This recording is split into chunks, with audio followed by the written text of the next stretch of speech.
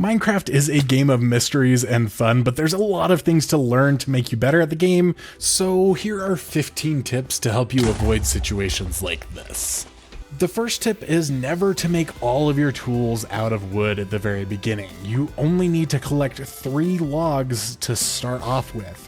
That is enough to make you a crafting table and a wooden pickaxe. So we'll just go ahead and, oopsie, we'll make all of these into planks, make a crafting table, make sticks, and then you can make yourself a wooden pickaxe here, just like so. With that wooden pickaxe, you're going to go ahead and dig into the ground immediately, and you're going to dig a staircase like this one just until you find stone. With that, you can go ahead and grab yourself 3 blocks of cobblestone and then make yourself a stone pickaxe. This is going to save you a little bit of time and a little bit of crafting effort, because then you can go ahead and get enough cobblestone to make the rest of your tools and even have a stone axe to cut down more trees with. With all of our tools now available to us, tip number 2 is to actually organize your hotbar and have a way that you play every single time with your hotbar. For me, this is the order I like to put my stuff in. I like to have some blocks over here, and I'll actually take you into another world to show you what my official hotbar looks like once I've got everything I need. So here I am on the IgnitorSMP, and as you can see, I start off with my bow, then my sword, then my pickaxe, then my shovel, then my axe, and the rest of this is a little interchangeable with the different items. I like to have my rockets for flying, my blocks for building or blocking things off if I'm in a cave or something, then I'll have my food, and then my torches. In my inventory here, I also always keep my arrows in this top right corner. This just helps me to stay a little bit more organized, and especially when you're in the cave, you know where you need to scroll to find your weapon to kill that zombie. Your next goal in the world should be to explore and to find yourself some food, like these chickens here, but most importantly, you are looking for sheep so that you can craft yourself a bed. So while I'm looking for sheep, I'm going to kill any of the animals I come across just so I can have their food to help me in the future. But now I've got a sheep, so I'll go ahead and take out the sheep for his wool. And once I've got 3 wool and 3 wood, I can make myself a bed. Now that I've got my wool, I'll go ahead and plop down my thing here, and I can go ahead and craft myself a bed. Now you'll notice if I try to use this brown wool, I actually can't use that. I have to have wool that is all the same color. But with a bed, you can plop this down. You can see it's getting dark, night is coming, so I can go ahead and sleep in the bed. I can sleep through the night and avoid any of the monsters coming after me and getting me during the nighttime. This will also set my spawn. So now whenever I die, I will spawn back here. Tip number 4 is don't dig straight down. I already demonstrated this a little bit earlier, but you're going to want to dig a staircase whenever you're digging down and looking for a cave. Personally, I prefer to find caves and enter them that way, but digging down is a good way to get yourself a bunch of cobblestone and to help find a new cave. So always make a staircase like this one. But when you're making a staircase like this one, you're going to want to follow tip number 4, which is to make some torches.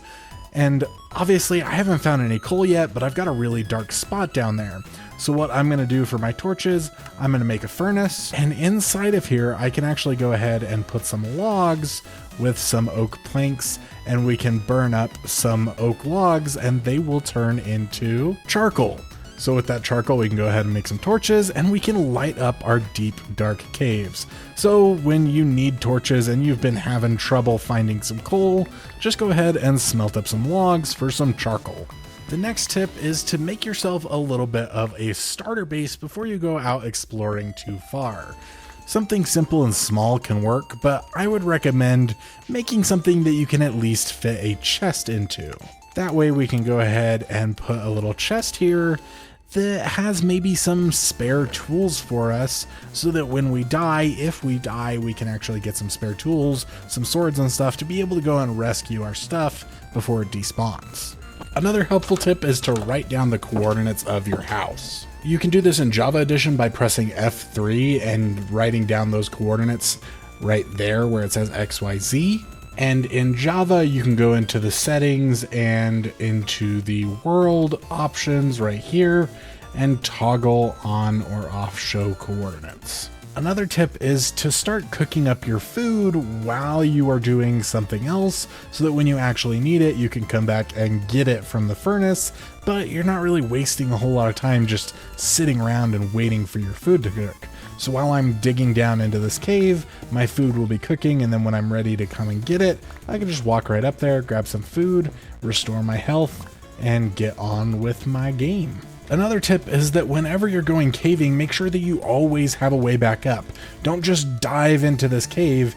You actually want to build yourself a staircase so that you can run away if there's anything that's trying to kill you that you're having trouble getting away from. You can do that by building yourself a staircase like I am here, or also by digging down through the wall with a nice staircase. I personally tend to do a little bit of both, but you can do whatever you're most comfortable with. Okay, so you have found your first piece of iron. What do? Well, first off, you actually want to secure the area around it and make sure that there's no mobs lying in wait to sneak up on you. Oopsie. You don't want to jump down into a hole. You want to make sure that there's no mobs lying in wait to sneak up on you and attack you while you're mining your iron. So you're going to clear the immediate surrounding area, make sure there's no bad guys like that creeper up there. You know, we don't want him getting us. So we'll go ahead and take him out. Woo! There he goes. Ooh, even found some gold. Once we know that there's no bad guys right in our immediate vicinity, we can go ahead and grab that iron. Bada bing, there we go. Here's a little bit of an easier example is this one. You can just run down this cave a little bit, see there's nobody here, and head on back to pick up the iron. But what do you do with that first piece of iron? Well, I'll tell you what, you're not going to make yourself a pickaxe, you're not going to make yourself a sword, you're actually going to go ahead and take that very first piece of iron and make yourself a shield with it. This is going to do so much better for you than any piece of armor or anything. This will fully block like creeper attacks. If you hold up your shield and a creeper blows up right in front of you, you're not going to take any damage as long as your shield was up. So it is a very helpful piece and should always be what you make first with your iron. It's also really quite handy for fighting skeletons like this. I just run into 3 of these guys, which is quite a tricky situation, but you see now they're fighting each other. I was blocking all of them with my shield, and they're going to take each other out, and then I'll be able to pick off whoever is left here. Just take turns with them shooting at you, and you hit them, and then they shoot at you, and then you hit them until you take them out. Another tip here is to always keep blocks on your bar, so if you get into a dangerous situation where your health is low and there's enemies around, you can go ahead and block yourself up in a little room and go ahead and heal. Okay, you found your first bit of diamond. What are you going to do? You're actually going to dig all the way around the diamonds, make sure that there's nothing underneath them, no lava underneath them here, and make sure that there is no lava behind them. We just found a second diamond there, that's fantastic. And just expose them all to the air so that you can see there's nothing that's going to destroy them, you're not in any danger, and you can mine them up. Now we've got 2 diamonds here. You might be tempted to go ahead and make yourself a sword or a diamond hoe for some reason. The first thing you'll actually want to make with your diamonds is a diamond pickaxe. And the reason for this is because you want to enchant your tools. Enchanting your tools is going to be far better than getting a diamond tool or 2. So you're going to get this diamond pickaxe. You're going to go ahead and find yourself some obsidian so that you can start mining it and getting yourself an enchanting table. Now, a tip when mining obsidian is to go ahead and put water here.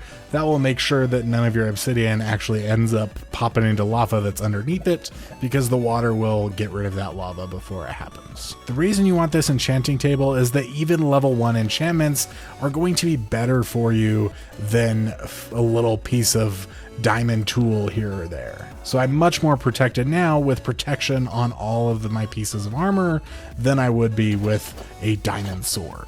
That video on screen right now is going to teach you the 15 tips that you need to know to become a pro caver right away. I cannot wait to see you over there. Bye-bye.